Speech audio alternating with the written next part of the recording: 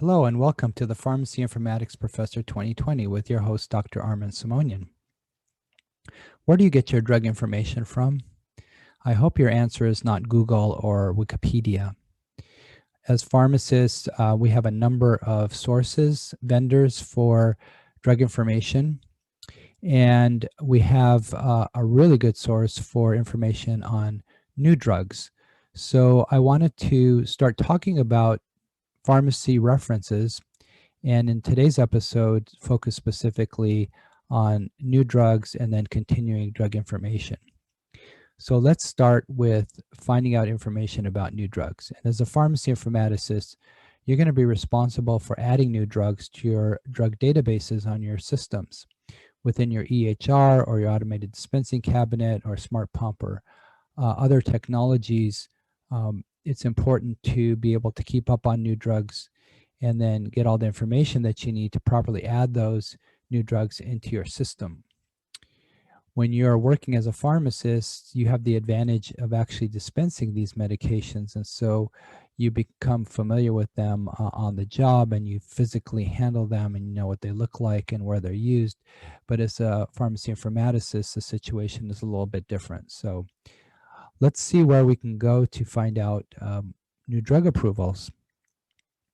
I'll share my screen and I'm going to go to the FDA website. So this is the US Food and Drug Administration website. And within this website, you can find a page where it talks about novel drug approvals. Okay, and I'm going to go ahead and click on the most recent ones for this year, 2021. And you'll see here that there are 10 drugs so far this year that have been approved by the FDA. And if I go ahead and click on the first one here, Pepaxto is a new drug. And it is melphalan flufenamide. And here's the basic information about the drug.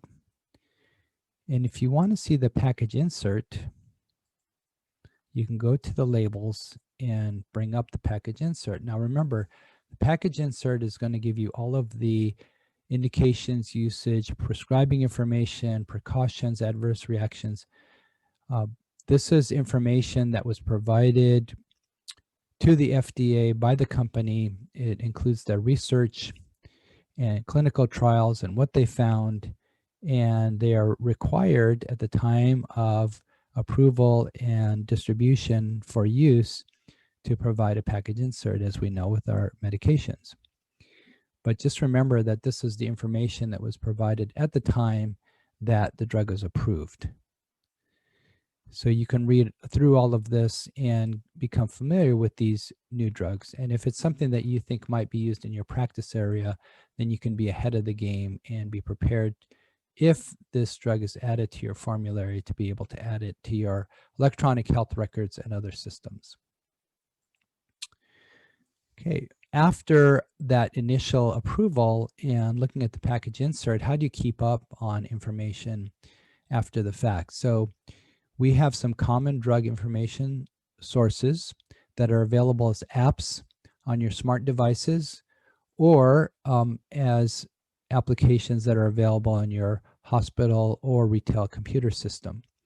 And these are commonly seen: Lexicomp, Micromedics, Epocratines. You're probably familiar with these names. And these are the best sources of getting ongoing drug information.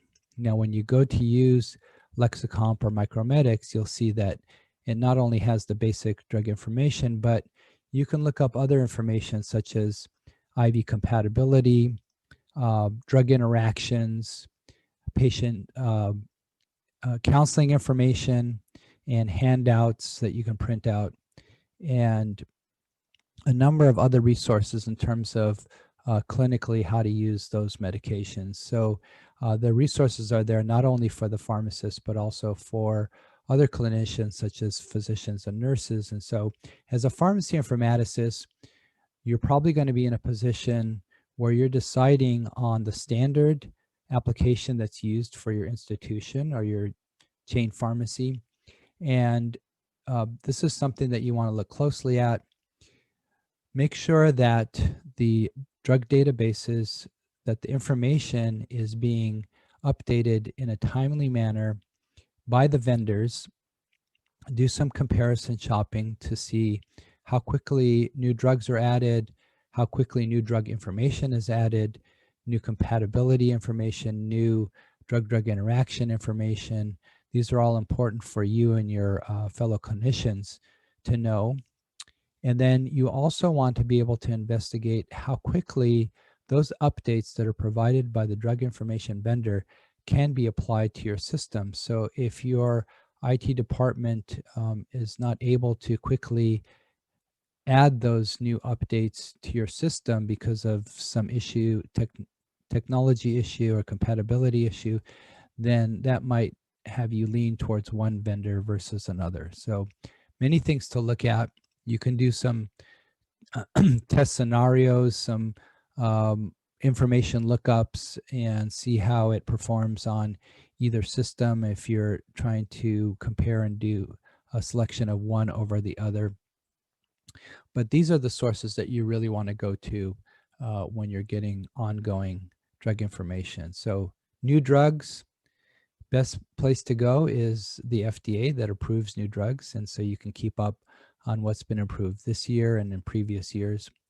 And then for ongoing information, make sure and have the availability at your institution of one of the drug information sources. There are quite a few vendors, but I mentioned the major ones that you might look into. In future episodes, I'll maybe talk about some of the other drug references that we use in pharmacy, and we'll see what some of the standards are and try to explore those a little bit further. But in the meantime, if you found this video helpful, please like the video and subscribe to my channel. And I will thank you for that. And in the meantime, I'll say stay safe, stay healthy, look after the health of others. I'll continue to work on more episodes, specifically on pharmacy information and other pharmacy resources. And I hope to see you next time. Take care.